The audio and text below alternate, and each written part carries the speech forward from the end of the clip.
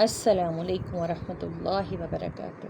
وعلیکم السلام ورحمۃ اللہ وبرکاتہ۔ اعوذ باللہ من الشیطان الرجیم، اعوذ باللہ من الشیطان الرجیم، بسم اللہ بسم اللہ الرحمن الرحیم۔ رب اشرح لی رب اشرح لی صدری صدری ویسر لی ویسر لی امری امری واحلل واحلل عقدۃ عقدۃ من لسانی من لسانی یفقہوا قولی، یفقہوا قولی۔ سبحانک سبحانک لا علم لنا لا علم لنا انک انک انت السمیع العلیم۔ انت السمیع العلیم۔ یہ دعا ہے اور یہ پڑھنے سے اللہ پاک ہمیں علم کی سمجھ عطا فرماتے ہیں اور ہمارے سینے کو وسعت عطا فرماتے ہیں، اور بے شک اللہ بہت زیادہ علم رکھنے والے اور سننے والے ہیں، تاکہ ہم جو بھی پڑھیں اور اگر ہم یہ نیت کر لیں کہ ہم خالصتاً یہ اللہ کا ذکر، اللہ کا قرآن پاک سیکھنے کے لیے بیٹھے ہیں، تو اس پہ ہمیں بے شک ثواب تو ملتا ہی ملتا ہے، پھر اللہ تعالیٰ ہمیں اس کی سمجھ بھی عطا فرماتے ہیں۔ ٹھیک ہے بچوں، چلیں سب سے آپ تب تک اپنی 2 صورتیں ریوائز کر لیں جو آپ نے مجھے سنانی، آپ تب تک حوریہ سبق سنا دیں۔ بسم اللہ پڑھیں۔ بسم اللہ الرحمن الرحیم۔ اعوذ باللہ من الشیطان الرجیم۔ ما الٹا پیش الٹا جیم الٹا ہا الٹا پیش خا الٹا پیش دال الٹا پیش دال الٹا پیش را الٹا پیش دال الٹا پیش سین الٹا پیش شین الٹا پیش صاد الٹا پیش زاد الٹا پیش تھوڑا اونچی آواز میں پڑھیں حوریہ۔ سا الٹا پیش را الٹا پیش عین الٹا پیش وائن الٹا پیش با الٹا پیش قاف الٹا پیش قاف الٹا پیش لام الٹا پیش میم الٹا پیش نون الٹا پیش با الٹا پیش ہا الٹا پیش حمزہ الٹا پیش یا الٹا پیش شاباش، وہ نیچے والی لائن سنائی، یہاں سے یہاں سے ہوں یہ بڑی ہوں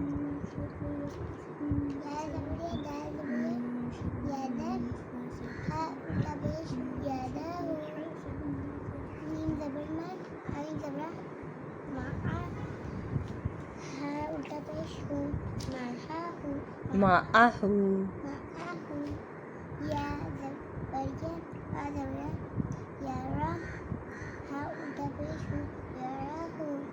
شاباش۔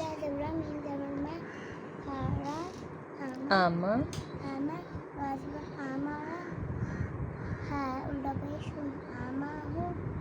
امرہو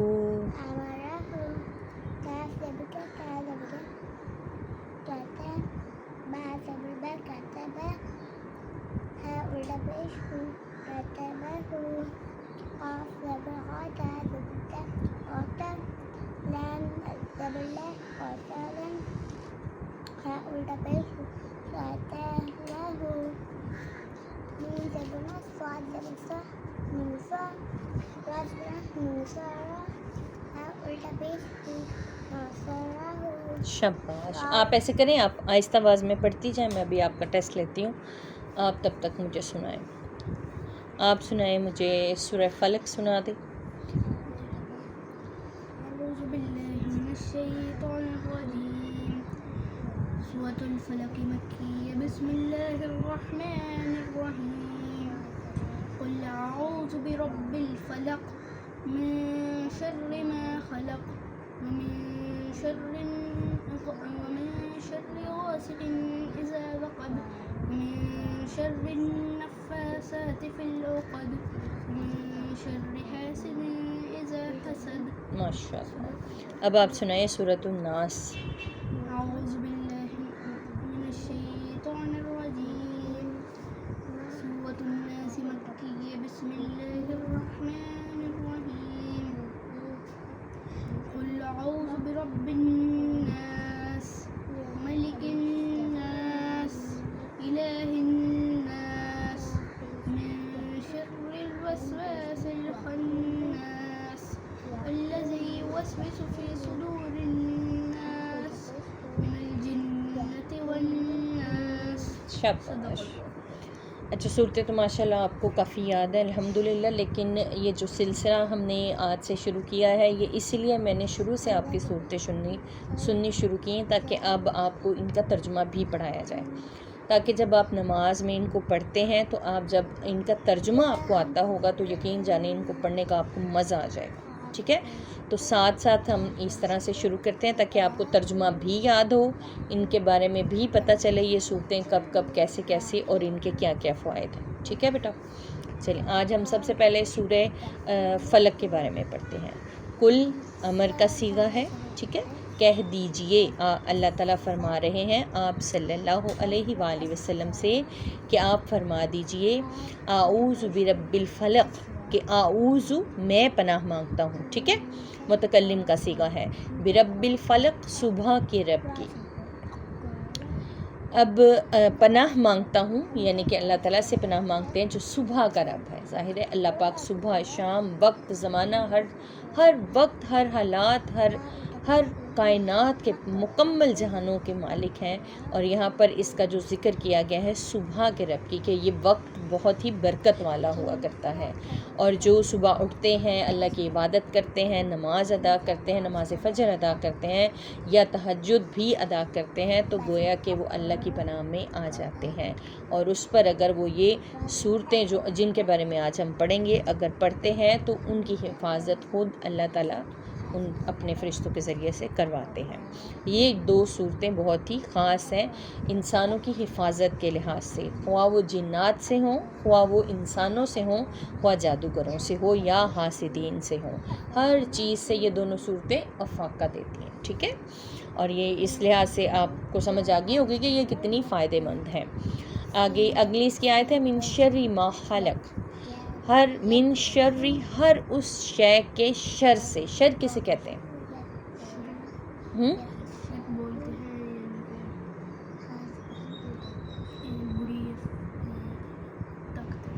بری چیز، برائی کو شر کہتے ہیں. ٹھیک ہے، ما خلق، جو اس نے پیدا کی. اب دیکھیں یہاں پر یہ بھی بتا دیا گیا ہر اس چیز کے شر سے جو اس نے پیدا کی، کہ اچھا ہے یا برا ہے، جو کچھ بھی ہے اللہ ہی کا پیدا کیا ہوا ہے.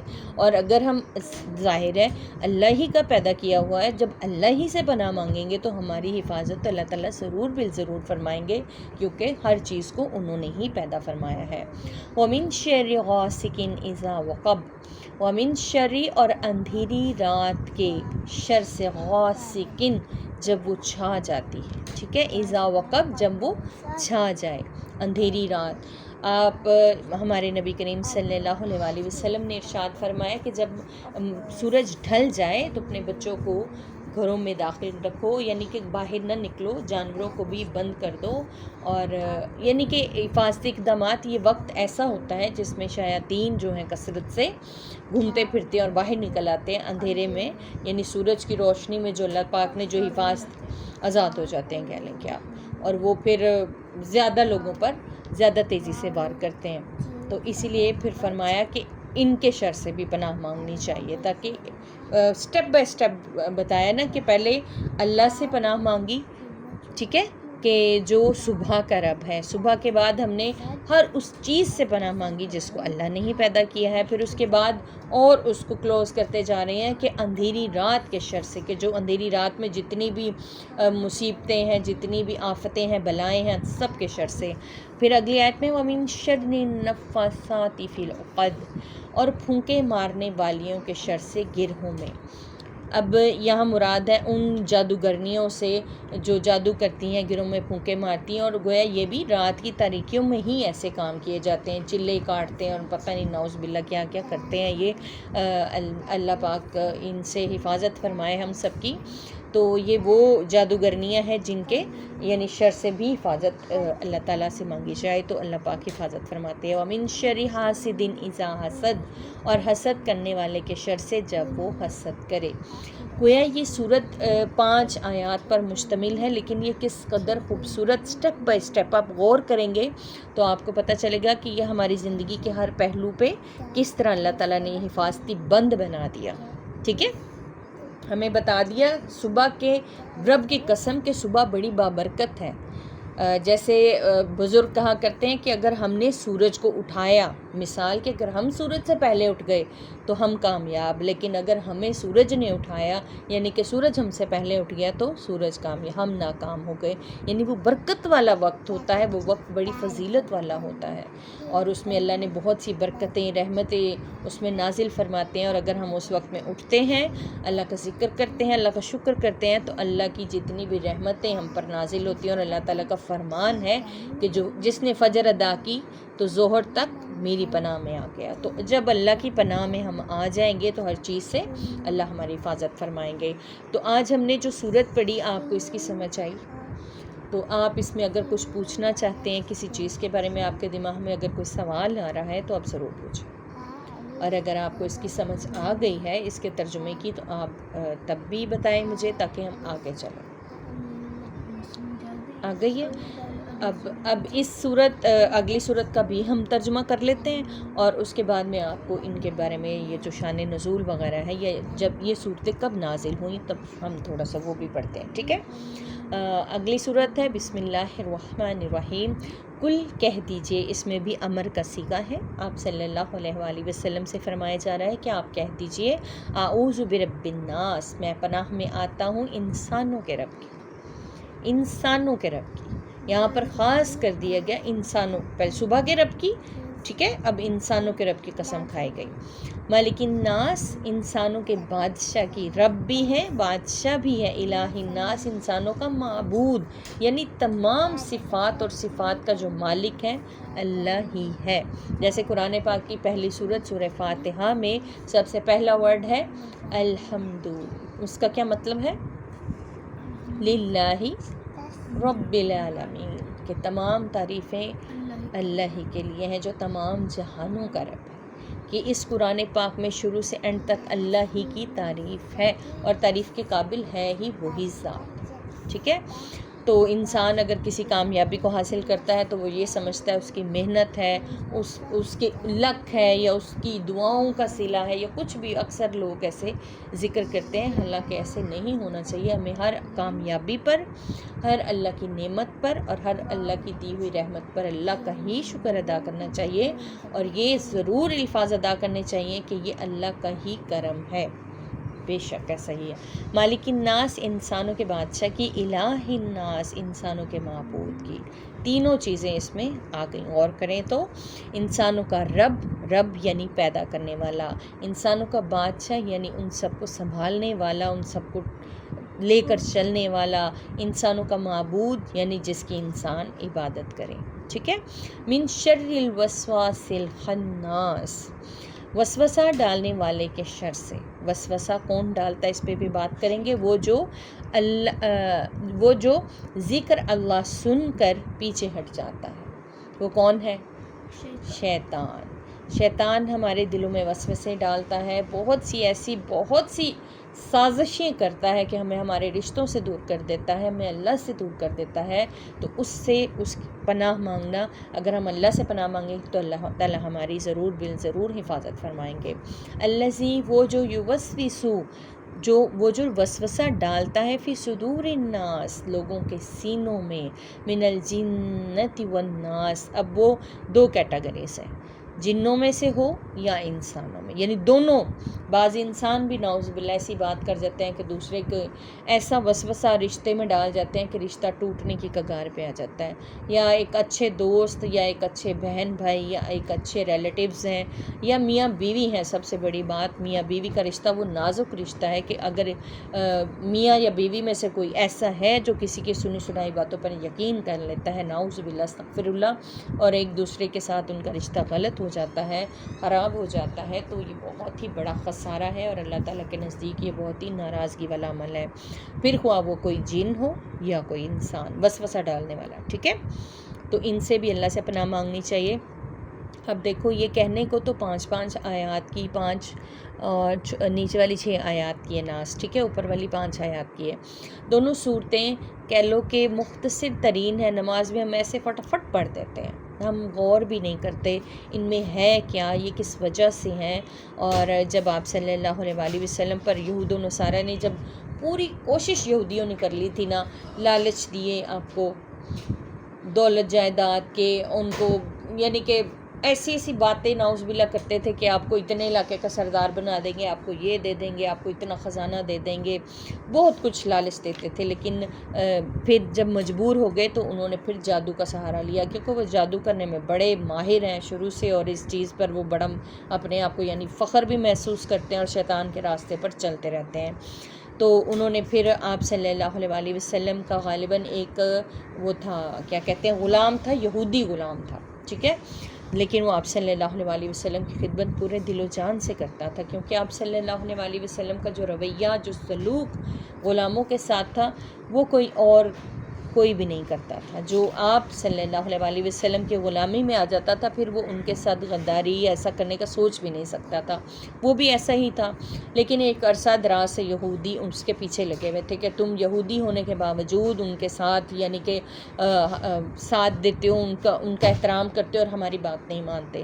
آخر بار کہتے ہیں پتھر پہ بھی پانی ڈالتے رہیں تو سوراخ ہو جاتا ہے، بار بار اس کو کہنے پر وہ اتنی بات پر مان گیا، یعنی زیادہ نقصان دینے پر نہیں، نعوذ باللہ مانا، اتنا کہ میں ان کنگھی کے کچھ بال اور آپ صلی اللہ علیہ وآلہ وسلم کے کچھ بال مبارک جو کنگھی میں تھے، کچھ دندے کنگھی کے، وہ لے جا کے اس نے دے دیے۔ تو انہوں نے سمجھا کہ چلیں بھائی اتنا بھی کافی ہے، انف۔ انہوں نے اس پہ جادو کیا اور جادو کر کے اس کو ایک کنویں کے اندر، یعنی جس طرح سے ان کا ایک وہ ہوتا ہے، وہ بناتے ہیں کچھ، اس پہ سوئیاں وغیرہ لگا کے، نعوذ باللہ استغفر اللہ، تو وہ بنا دیا۔ تو آپ صلی اللہ علیہ وآلہ وسلم پر استغفر اللہ نعوذ باللہ اس طرح سے تو وہ جادو اثر نہیں کیا جس طرح سے عام لوگوں پر ہوا کرتا ہے، لیکن آپ صلی اللہ علیہ وآلہ وسلم کوئی کام کرتے اور انہیں لگتا کہ انہوں نے وہ کر لیا، حالانکہ وہ بھی نہیں کیا ہوتا تھا، یعنی کچھ چیزیں بھولنے لگ گئے اور کوئی بات اس طرح سے نا تھوڑا سا یعنی بھول جایا کرتے تھے، اور اس پر آپ صلی اللہ علیہ وسلم پریشان بھی تھے کہ ایسا کیوں ہوا۔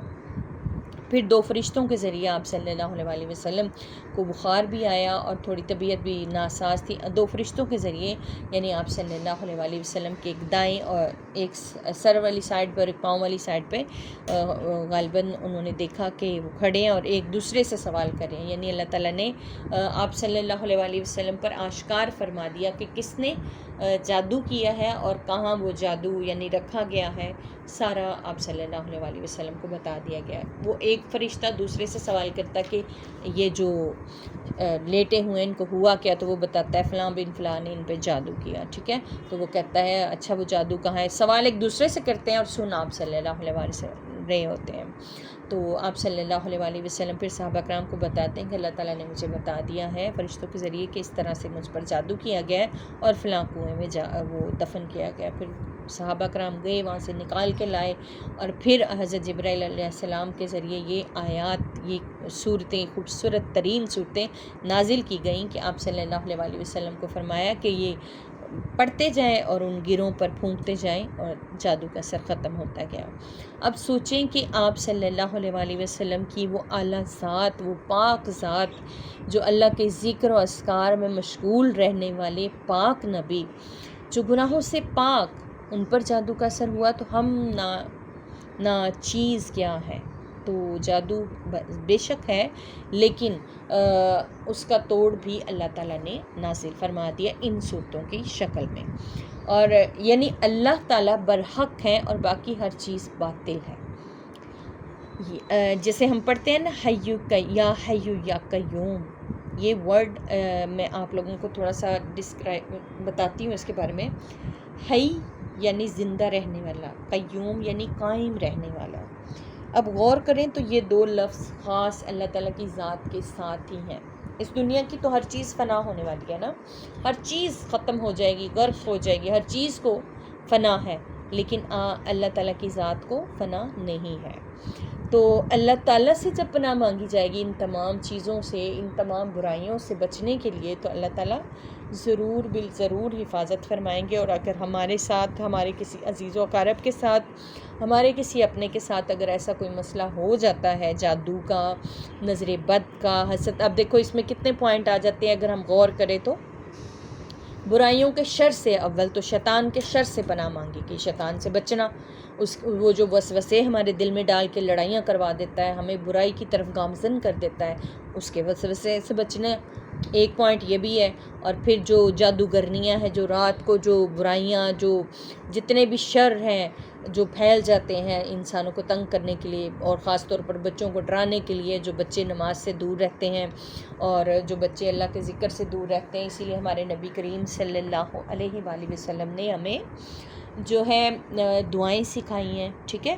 اکثر بچوں کو، میں بھی جب چھوٹی تھی مجھے بھی ڈر لگتا تھا، اکثر میں رات کو ڈر جایا کرتی تھی، تو پھر ہماری ایک ٹیچر تھی، انہوں نے بتایا تھا کہ آپ نا یہ چیزیں پڑھ کے سویا کرو، 7 چیزیں پڑھ کے سویا کرو، تو میں نے وہ اپنی، اللہ نے توفیق دی اور پھر میں اس کی عادت بنا لی میں نے، تو وہ پڑھ کے سوتی تھی تو مجھے یعنی میں سوئی ہوں تو میں صبح اٹھی ہوں، اس طرح سے نیند آیا کرتی تھی، اور جس دن میں بھول جاتی تھی پھر سے میں ڈرتی تھی، تو پھر میں نے اس کو اپنی زندگی میں یعنی یاد سے وہ کرنا شروع کر دیا اور عادت بنا لی، اور پھر محسوس ہوا کہ یہ جو دعائیں ہیں، یہ چیزیں ہیں، یہ قرآن پاک کی آیات ہیں، یہ اصل میں ہمارے ہی فائدے کے لیے ہیں، اس میں ہمارا ہی فائدہ ہے، ٹھیک ہے۔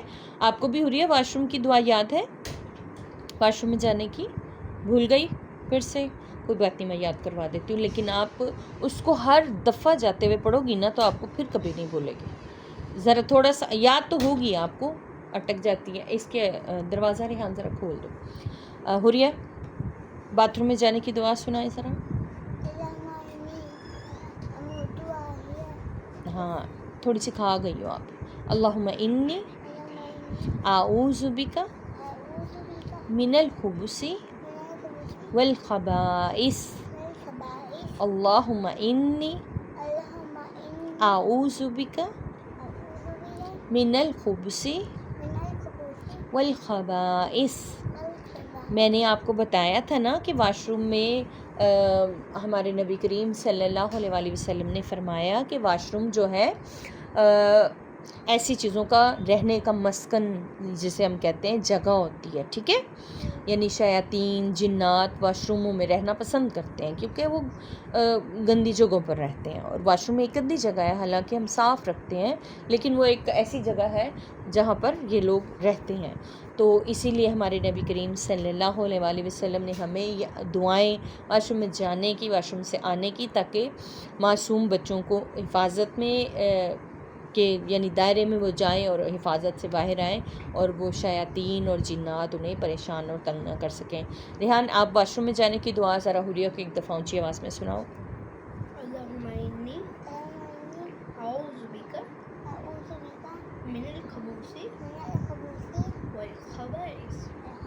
ترجمہ آتا ہے آپ کو اس کا؟ اے میرے اللہ، اے میرے اللہ، میں پناہ مانگتا ہوں، میں پناہ مانگتا ہوں، اعوذ بک کا مطلب ہے، ٹھیک ہے، اللہم اے میرے اللہ، اعوذ بک میں پناہ مانگتا ہوں، من الخبث جنوں سے، والخبائث اور جیننیوں سے، یعنی کہ دونوں کیٹیگری سے، مذکر ہیں یا مؤنث، اوکے، ان سے ہم آپ کی پناہ طلب کرتے ہیں، تو اللہ تعالیٰ حفاظت فرماتے ہیں، اور پھر بچوں کو ڈر بھی نہیں لگتا، اور پھر ایسی چیزیں بچوں پر، خاص طور پر چھوٹے بچے جو ہوتے ہیں، ٹھیک ہے، پیارے پیارے سے، اور جن کو یہ نہیں پتہ ہوتا کہ ہم واش روم گئے ہیں تو ہم نے اچھے طریقے سے، یعنی جو آداب ہیں واش روم جانے کے، ان کے ساتھ ہم نے پانی استعمال کرنا ہے، ظاہر ہے ایسی چیزوں کو پھر والدین ماما خود دیکھتی ہیں، جیسے میں آپ کو ہینڈل کرتی ہوں، حوریہ کو خاص طور پہ، آپ تو بڑے ہو چکے ہو، آپ بھی جب چھوٹے تھے ہینڈل کرتی تھی، تو مقصد یہ ہے کہ صفائی ستھرائی اللہ کو پسند ہے، جو گندگی ہے وہ اللہ کو پسند نہیں، اور جو گندگی ہے وہ شیاطین کو پسند ہے، صفائی شیاطین کو پسند نہیں، اور ایک مسلمان کا جو نصف ایمان ہے وہ صفائی اور پاک صاف رہنا ہے، پاکیزگی۔ اب غور کرو، اگر ہم بچپن ہی سے اس کی عادت ڈالیں، بچوں کو پاک صاف رکھیں، صاف ستھرا نہلا دھلا کر جیسے ماما کرتی ہیں، اور ویسے جب بچے تھوڑے سے بڑے ہو جاتے ہیں پھر وہ اسی عادت کے تحت وہ بچے اپنے آپ کو پاک صاف رکھیں، صفائی کا انتظام کریں، واش روم میں جائیں اچھی طرح سے استنجا کریں، اور ہاتھ دھوئیں، ٹھیک ہے، برش ڈیلی کریں، اپنا نہانے کا سردیاں ہیں تو ایک دن چھوڑ کے نہا لیں، گرمیاں ہیں تو ہر روز نہانا چاہیے. یہ سب چیزیں آپ کو پتہ ہیں، لیکن آپ کو میں اسی لیے ریلائز کروا رہی ہوں یا ریوائز کروا رہی ہوں تاکہ آپ کے ذریعے اور بھی بچے سیکھیں، ٹھیک ہے. اور جن بچوں کو ان باتوں کی بعض دفعہ والدین کو نہیں پتہ ہوتا، یا بعض دفعہ والدین اتنے بزی ہوتے ہیں کہ بچوں کو اس طرح سے بیٹھ کر وہ نہیں پڑھاتے سمجھاتے کہ اس کام کا کیا یعنی مقصد ہے، یا اس دعا کے پیچھے کیا وجہ ہے، اس کا کیا فائدہ ہے. جب تک بچوں کو یہ سمجھا نہ دیا جائے، بتا نہ دیا جائے، تو بچوں کے دماغ میں وہ بات، وہ چیز اس طرح سے نہیں بیٹھتی. اب جیسے آپ بہت چھوٹے تھے، حوریہ سے بھی چھوٹے تھے، حوریہ بیٹا ادھر آ کے بیٹھ جائے. جب آپ کو میں نے یہ دعا سکھائی تھی اور بتائی تھی، اور مجھے یاد ہے ابھی تک، آپ کو حوریہ بتاتی ہوں، جب بھائی ریحان بھائی چھوٹے تھے نا، تو انہوں نے واش روم جانا ہوتا تھا، تو یہ ایسے ایسے یعنی اچھل کے نا تو واش روم کے آگے کھڑے ہوتے. تو میں کہہ رہی تھی، میں پوچھتی جا کیوں نہیں رہے ہو؟ مما دعا پڑھ رہا ہوں نا، یعنی ایمرجنسی بھی تھی اور دعا پڑھے بغیر یہ واش روم میں جاتا بھی نہیں تھا. تو مجھے بہت خوشی ہوتی تھی کہ اس کو وہ ڈیٹیل بتانے کی وجہ سے اس کے دل میں وہ ایک مضبوط چیز بن چکی ہے کہ یہ دعا جتنی مرضی ایمرجنسی ہو جائے، یہ دعا پڑھے بغیر واش روم میں نہیں جاتا ماشاءاللہ سے. اسی طرح آپ نے بھی عادت بنانی ہے تاکہ آپ کو جو اٹک جاتی یا وہ دعائیں مکس ہو جاتی ہیں آپ کی، وہ نہ ہوں. واش روم میں جانے کی دعا جب واش روم آپ کہتی ہیں تو میں آپ کو ڈور پہ بھی لکھ دیتی ہوں، ٹھیک ہے. لیکن ابھی آپ قاعدے پہ ہیں، آپ کو پڑھنی نہیں آئے گی، تو لہٰذا آپ یاد ہی کریں تو بہتر ہے. اور جتنے چھوٹے بچے ہیں حوریہ کی ایج کے 5-6 ایئرس کے، ان سے بھی میں کہنا چاہوں گی کہ یہ دعائیں ضرور یاد کریں. اور ساتھ ساتھ اسی طرح ہم ایک ایک سبق کے ساتھ ہماری دعائیں بھی چلتی رہیں گی انشاءاللہ. اور یہ جو ایک سلسلہ ہے کہ ہمیں اپنی نسلوں کو پڑھانا ہے، ہمیں اپنی نسلوں کو سنوارنا ہے انشاءاللہ. آنے والا وقت اور بھی زیادہ پرفتن ہے، اور بھی زیادہ ایسا وقت ہے کہ نعوذ باللہ آج بھی اگر ہم دیکھیں نوجوانوں کو، تو جن کو دین سے دوری کی وجہ سے، جو دین سے دور ہیں اور ایک لمحہ بھی نہیں لگاتے اپنا ایمان بیچتے ہوئے، اور پھر تکلیف اور دکھ ہم لوگوں کو ہوتا ہے تو ہم اس کے لیے کوشش کیوں نہیں کرتے. تو مل کے کوشش کرتے ہیں. میرے بچے پڑھتے ہیں، اور ان بچوں کے ساتھ میں انشاءاللہ ان بچوں کو بھی پڑھاؤں گی جو پڑھنا چاہتے ہیں، جو سیکھنا چاہتے ہیں، جو مائیں جن کو ان چیزوں کا نہیں پتہ، جو سیکھنا اور پڑھنا چاہتی ہیں، وہ بھی ان ویڈیوز سے سیکھ سکتی ہیں اور اپنے بچوں کو پڑھا سکتی ہیں. ہاں، اس کا یہ اثر ہوگا کہ ایک ایسا معاشرہ، ہم معاشرے کی طرف جائیں گی، کیونکہ ایک ماں یا ایک بیٹی جب سیکھتی ہے تو ایک معاشرہ تعلیم یافتہ ہو جاتا ہے. اور یہ دین اور علم وہ چیز ہے، سیکھنا وہ چیز ہے کہ کہہ لیں کہ معاشرے کی زندگیاں اور آخرت دونوں ہی سنور جاتی ہیں. تو اللہ تعالیٰ سے دعا کرتے ہیں ہم آج کہ یہ جو سلسلہ ہم نے ویڈیو یعنی آج سے ہم نے جو سٹارٹ کی، پڑھ تو ہم الحمدللہ پہلے بھی رہے تھے، لیکن آج سے جو سلسلہ ہم نے سٹارٹ کیا ایک نیک نیتی کے ساتھ کہ اگر اللہ تعالیٰ نے ہمیں کچھ دیا، یعنی علم یا رزق، دونوں چیزیں، دونوں کے بارے میں سوال کیا جائے گا. اگر اللہ تعالیٰ نے ہمیں علم یا رزق دونوں میں سے کچھ عطا فرمایا تو ہم اس کے دیے میں سے خرچ کریں گے، اور اس کے دیے ہوئے علم میں سے علم کو بانٹیں گے انشاءاللہ. اللہ سے ہم یہ آج ہم نیت کرتے ہیں، اور اللہ تعالیٰ ہمیں اس کی توفیق عطا فرمائے اور اس عمل پر ہمیں کوشاں رکھے، ٹھیک ہے. اور آپ لوگ میرے ساتھ ہو؟ جی جزاک اللہ. اسی طرح اگر جیسے آپ تو پڑھتے ہو ماشاءاللہ، لیکن اگر آپ کے پڑھنے کے ساتھ آپ کے دماغ میں آئی ہوئی کوئی بات، کوئی سوال آپ پوچھو گے، میں اس کا جواب دوں گی، تو ہو سکتا ہے ویڈیو دیکھنے والے بچے کے دماغ میں بھی وہی سوال ہو اور وہ بھی اس چیز سے فائدہ حاصل کرے. ٹھیک ہے بیٹا. ابھی آج کی دعا ہمیں واش روم میں جانے کی دعا سیکھی، ایک دفعہ پھر سے ریوائز کریں. اللہم انی اعوذ بک من الخبوث والخبائث. شاباش. یعنی اس کا فائدہ ہے کہ جو بھی واش روم میں رہنے والی جتنی بھی جنات، جننیاں، بھوت پریت جو بھی ہے، اللہ تعالیٰ کی مخلوقات ہے نا، اللہ تعالیٰ نے پیدا فرمائی ہیں. جب انسان دنیا میں نہیں تھے تو یہی چیزیں دنیا میں تھیں، پھر اللہ تعالیٰ کے حکم سے یہ چیزیں ہٹا دی گئیں، پانی پر چلی گئیں، پہاڑوں پر چلی گئیں، یعنی کہ دور دراز جگہوں پر چلی گئی جہاں انسان یعنی کہہ لیں کہ نہیں رہتا. انسان زمین پہ رہتا ہے زیادہ تر. جن ایریاز میں انسان زیادہ ہوتے ہیں وہاں سے یہ دور ہٹ جاتے ہیں، لیکن جاتے آتے رہتے ہیں. اور جو لوگ نعوذ باللہ پاک صاف نہیں رہتے، جو لوگ پاکی کا خیال نہیں رکھتے اور جو واش روم میں دعا پڑھ کے نہیں جاتے، یہ ان کو تنگ بھی کرتے ہیں، یہ ان کے اندر گھس کے ان کو وسوسے بھی ڈالتے ہیں، اور ان کے دماغوں میں جیسے میں ایگزامپل دیتی ہوں تاکہ آپ کو اور بھی آسانی ہو، جیسے بچوں میں غصہ بہت زیادہ ہوتا ہے، ٹھیک ہے، بات نہیں، ہاں چڑچڑا پن ہوتا ہے، ایک دوسرے سے لڑائی جھگڑا، ہر وقت تو غصہ چڑھا رہتا ہے نا، تو یہ چیزیں بہت اس پر اثر انداز ہوتی ہیں۔ اور اگر آپ غور کرو، اگر آپ ان چیزوں سے اللہ تعالیٰ سے پناہ حاصل کرو گے، اور اللہ کا ذکر، سب سے بڑی بات ہے اللہ کا ذکر، اور اپنا ہر کام شروع کرنے سے پہلے اللہ کا ذکر، اللہ کا نام، آپ صلی اللہ علیہ وآلہ وسلم کی سکھائی ہوئی دعائیں آپ یاد کرو گے، انہیں شامل کرو گے، تو کوئی پریشانی نہیں، فائدہ ہی فائدہ، کیسا؟ دنیا اور آخرت۔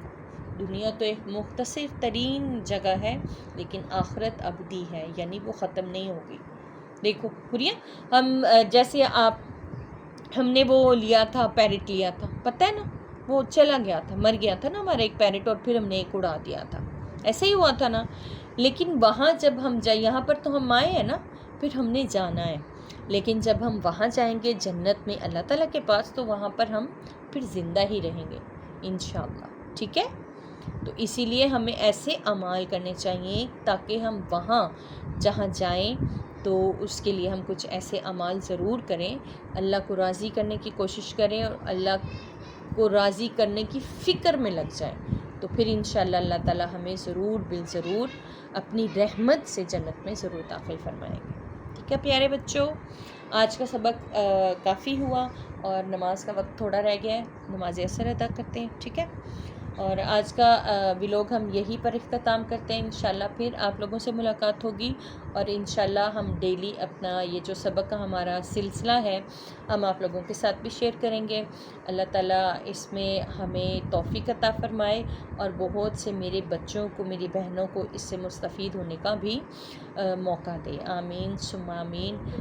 اللہ تعالیٰ سے اس دعا کے ساتھ اختتام کرتے ہیں کہ اللہ پاک ہمیں ہماری جو نیت ہے کہ ہم خود بھی سیکھیں اور دوسروں کو بھی سکھائیں، اللہ پاک اس بہترین نیت کا جو ہمیں اس کا صلہ ضرور دے گا کہ اگر ایک بچہ بھی یہ دعا سیکھ جائے گا جو ہم نے آج پڑھی یا سیکھی، تو یقین جانے کہ بہت ہی خوشی کی بات ہوگی، اور یہ اللہ کی رضا کا سبب بن جائے گا، اور ہم سب کے لیے جو بھی پڑھیں گے، سنیں گے، دیکھیں گے، سب کے لیے یہ صدقہ جاریہ ضرور ہو جائے گا انشاءاللہ۔ تو آپ سب سے اجازت چاہتے ہیں، اللہ حافظ۔